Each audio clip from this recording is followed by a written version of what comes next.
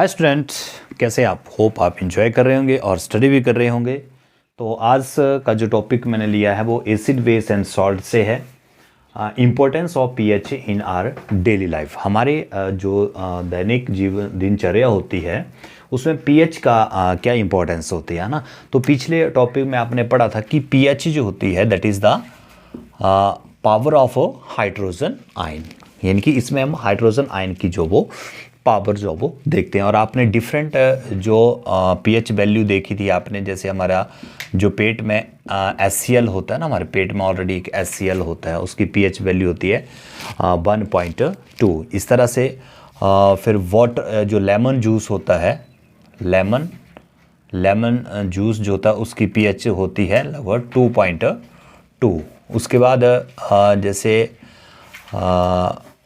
Water की pH जो होती है, जो प्योर वाटर होता है उसकी 7 होती है, जैसे 7.4 होती है हमारे ब्लड की, है ना। और उसके बाद जैसे मैग्नीशियम हाइड्रोक्साइड है जिसको मिल्क ऑफ मैग्नीशिया भी बोलते हैं, मिल्क ऑफ मैग्नीशिया भी, इसकी पीएच होती है जैसे 10। उसके बाद सोडियम हाइड्रोक्साइड है जो एक बेस है, उसका पीएच कितना होता है, उसका पीएच होती है लगभग 12 के, है ना। तो ये कुछ पीएच वैल्यू थी। अब इसकी इम्पोर्टेंस हम आज करेंगे। 2-4 टॉपिक हम लिए हैं, जैसे प्लांट्स और एनिमल्स के केस में पीएच की क्या इंपॉर्टेंस है, सॉइल में क्या है ना, हमारे डाइजेस्ट सिस्टम में क्या है, टूथ डीके में क्या है, या कुछ प्लांट और एनिमल्स भी इस तरह के एसिड्स जो वो डेवलप जो वो करते हैं। तो यहाँ पे सबसे पहले हम देखेंगे कि all plants and animals pH sensitive होते हैं। ये देखो, जैसे हमारी बॉडी भी है, वो भी आपको पता है कि वो भी एक पर्टिकुलर पीएच रेंज के ऊपर ही काम करती है। जैसे हमारी बॉडी 7 to 7.8 पीएच के ऊपर ही ज़्यादा काम जो वो करती है ना। और अगर इससे कम पीएच अगर वाटर की हो जाती है, 5.6 से भी कम अगर पीएच पानी की हो जाती है, तो इस तरह का जो वाटर जब आता है धरती के ऊपर तो वो कॉज करता है एसिड रेन। एसिड रेन जो है वो अम्लीय वर्षा जो है वो उसको हम बोल देते हैं। और ये जो एसिड होता है फिर कहाँ जाता है, ये हमारे जो सोर्स होते हैं वाटर के, जो सोर्स होते हैं जैसे रिवर्स हैं, है ना, लेक्स हैं, वहाँ पे ये चला जाता है। और it cause increase in the pH of the water. PH value उसकी बढ़ जाती है, यानी कि एसिडिटी जो है वाटर की बढ़ जाती है। और that is danger for aquatic animals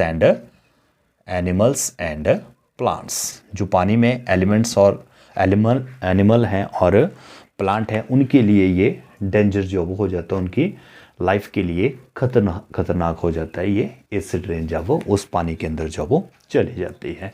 तो ये प्लांट के, क्योंकि प्लांट और एनिमल आपको बताया कि वेरी सेंसिटिव टू पीएच के, बड़े सेंसिटिव होते हैं, तो इसलिए ये जो है अगर ज़्यादा एसिडिक अगर पानी हो जाता है तो ये भी जो है वो डेंजर हो जाता है इनके लिए। उसके बाद पीएच ऑफ सॉइल, आपको पता है एक पर्टिकुलर पीएच के ऊपर ही जो सॉइल होती है उसमें क्रॉप की जो है वो प्रोडक्शन पॉसिबल होती है। अगर पीएच का भी डिफरेंस हो जाता है सॉइल के अंदर तो क्रॉप की प्रोडक्शन जो होती है वो जो है वो चेंज हो जाती है, उसकी प्रोडक्शन जो है वो कम हो जाती है। तो पीएच जो सॉइल की बहुत ही इंपॉर्टेंट होती है। इसको आप चेक भी कर सकते हैं पीएच पेपर के द्वारा सॉइल की। अगर ज़्यादा है तो इसको आप इसमें बेसिक्स जो है वो मिला सकते हैं, जिससे पीएच जो है वो नॉर्मल हो जाती है, ठीक है। क्योंकि प्लांट, मैंने बताया आपको, प्लांट जो है वो भी पीएच के सेंसिटिव होते हैं, तो उनकी ग्रोथ जो है वो स्टॉप हो जाती है ना। उसके बाद pH in are digestive system, जो हमारा पाचन क्रिया होती है उसमें भी पीएच का बहुत इम्पोर्टेंट रोल जो वो होता है ना। जैसे मैंने बताया आपको कि जो HCl होता है हमारा स्टमक के अंदर HCl होता है, उसकी पीएच जो है वो लगभग 1.2 के बराबर जो वो होती है, है ना। इसके ऊपर जो है हमारा डाइजेशन जो है वो निर्भर भी करता है। और स्टमक के अंदर इतना स्ट्रॉन्ग पीएच जो स्ट्रॉन्ग HCl होता है जो फूड को डाइजेशन में हेल्प करता है। बहुत ज़्यादा एंजाइम जो है वो HCl से ही ये रिलीज़ होते हैं हमारी बॉडी के अंदर। तो अगर ये HCl इतना ज़्यादा स्ट्रॉन्ग है ना, लेकिन फिर भी हमारे पेट को जलाता नहीं है ना, तो इसका तो रीज़न आपको पता ही होगा कि हमारे पेट के जो हमारा जो स्टमक होता है उसके चारों तरफ एक म्यूकस की मेम्ब्रेन होती है ना, और वो मेम्ब्रेन जो है वो हमें बचा देती है इस HCl के अटैक से। लेकिन अगर हम क्या करते हैं, अगर हम खाना नहीं खाते हैं टाइम के, अगर हम खाना नहीं खाते हैं तो ये HCl की क्वांटिटी जो है वो बढ़ती जाती है ना, और ये फिर क्या कर देता है कि जो हमारी स्किन होती है उसको ये बर्न करने लग जाता है, जलाने लग जाता है, और जिसके कारण हमें पेट में पेन जो है वो या इरिटेशन जो है वो हो जाती है। और अगर ये प्रैक्टिस कंटिन्यू रहती है तो फिर आपको पता है ये पेट के अंदर छाले भी कॉज करता है, जिसको हम अल्सर जो है वो बोलते हैं, स्टमक अल्सर भी हम इसको बोलते हैं। तो ये नॉर्मल कंडीशन में HCl रिलीज़ होता है जो डाइजेशन में हेल्प करता है।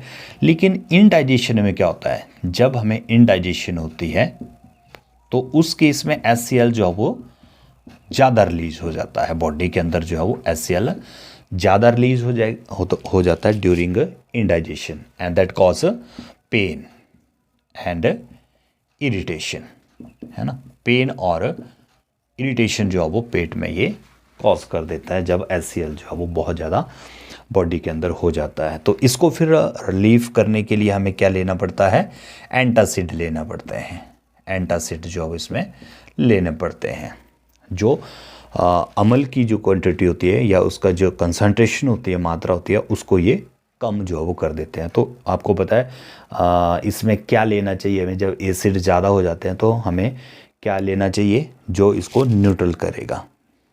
तो इसमें आपको पता है इसमें हमें लेने पड़ेंगे बेस, है ना। बेस जो है हम इसमें यूज़ जो है वो करते हैं ताकि वो न्यूट्रल कर दे एसिड की क्वांटिटी को, जो है उसकी कंसंट्रेशन को जो है वो कम कर दें। तो यहाँ पे हम क्या ले सकते हैं, जैसे मैग्नीशियम हाइड्रोक्साइड, जिसको हम मिल्क ऑफ मैग्नीशिया भी बोलते हैं, मिल्क ऑफ मैग्नीशिया भी बोलते हैं। ये भी हमें दवाई के रूप में, मेडिसिन के रूप में, जैसे जेलोसिल पीते हैं हम, है ना, इस तरह की जो दवाइयाँ हम लाते हैं मेडिकल स्टोर से लाते हैं जब हमें एंटासिड की ज़रूरत पड़ती है, तो इस तरह की चीज़ें हम खाते हैं तो उससे वो एसिड का जो प्रभाव होता है वो कम हो जाता है।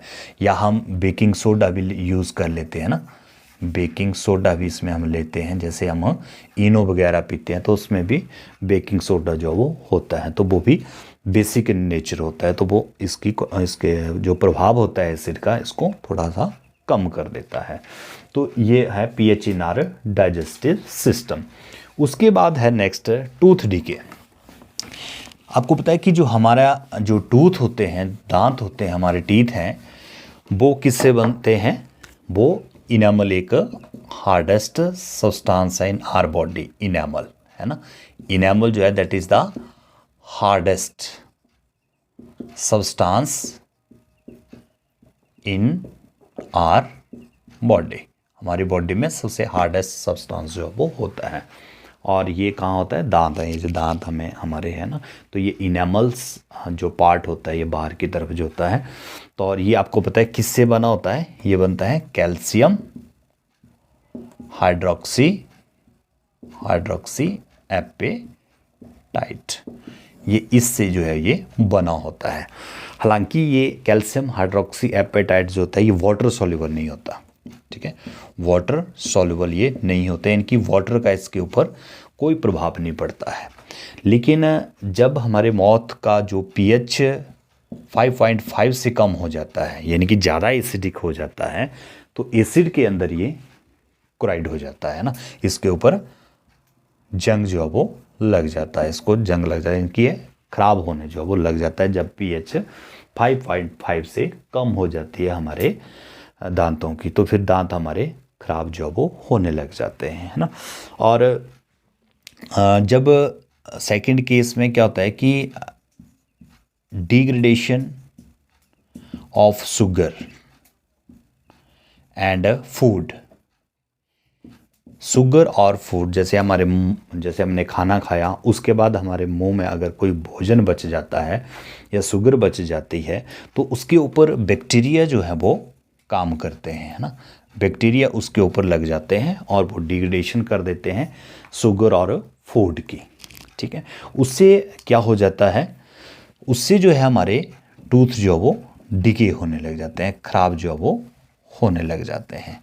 शुगर और फूड के ऊपर ये बैक्टीरिया जो वो आ जाते हैं और ये बैक्टीरिया फिर क्या कर देते हैं, दांतों को ख़राब जो वो कर देते हैं। तो इसके लिए हमें क्या करना चाहिए, खाना खाने के बाद हमें टूथब्रश जो वो करना चाहिए, ब्रश हमें करना चाहिए, मुंह को अच्छी तरह से हमें साफ़ जो वो करना चाहिए ताकि ये बैक्टीरिया इसके अंदर ग्रो ना करें और हमारे दांत जो वो ख़राब ना हो। तो ये प्रैक्टिस जो हम कर सकते हैं ताकि हमारे दांत जो वो बचे रहें।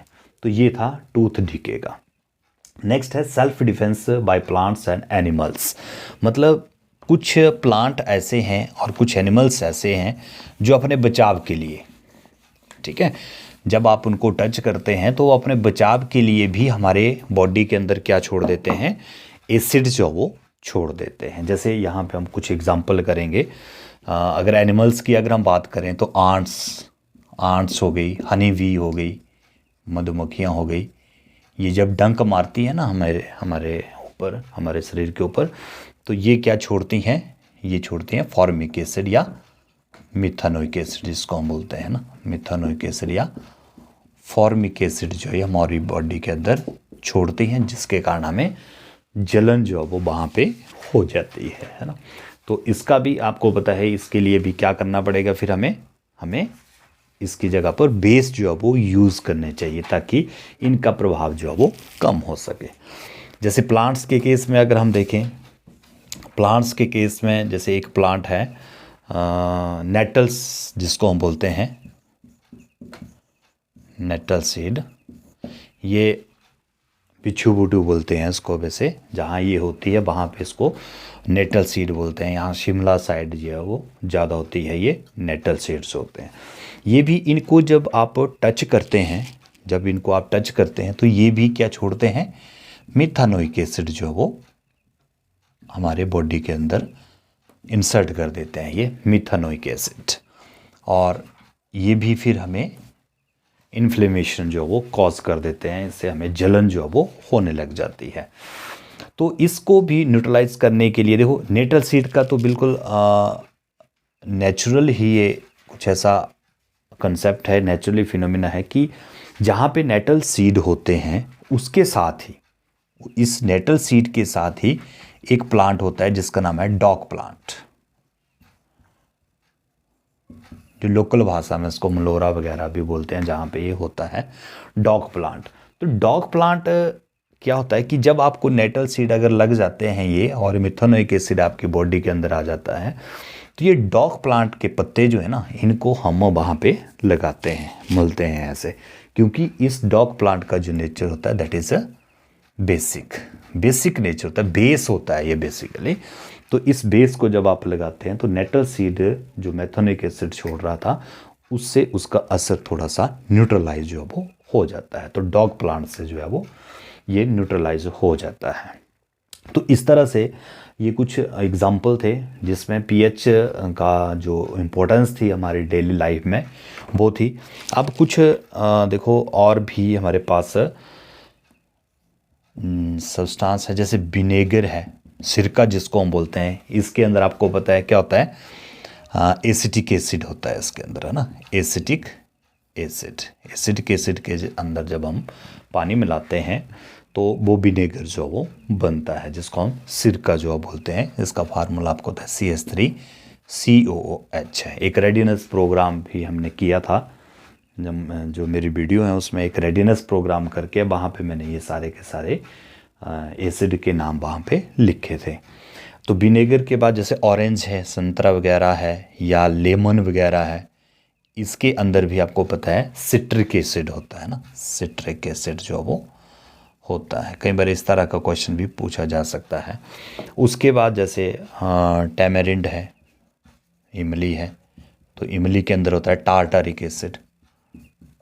टार्टारिक एसिड जो इमली के अंदर होता है। उसके बाद जैसे टमाटर है, टोमेटो, इसके अंदर जैसे ऑक्सैलिक एसिड होता है ना। और उसके बाद मिल्क में जो खट्टा दूध हो जाता है, सावर मिल्क हो जाता है, उसमें होता है लैक्टिक एसिड। Lactic acid. उसके बाद आंट स्टिंग का मैंने बता दिया आपको। आंट स्टिंग में जो है मिथानोइक या फॉर्मिक एसिड इसको हम बोलते हैं। और नेटल सीड में भी ये होता है आपका मिथानोइक एसिड जो वो होता है। ठीक है, तो ये आज का हमारा ये टॉपिक था, that is importance of pH in daily life. तो नेक्स्ट वीडियो में हम इसका नेक्स्ट कंसेप्ट जो वो करेंगे, दैट इज़ सॉल्ट फैमिली। तो तब तक के लिए थैंक यू।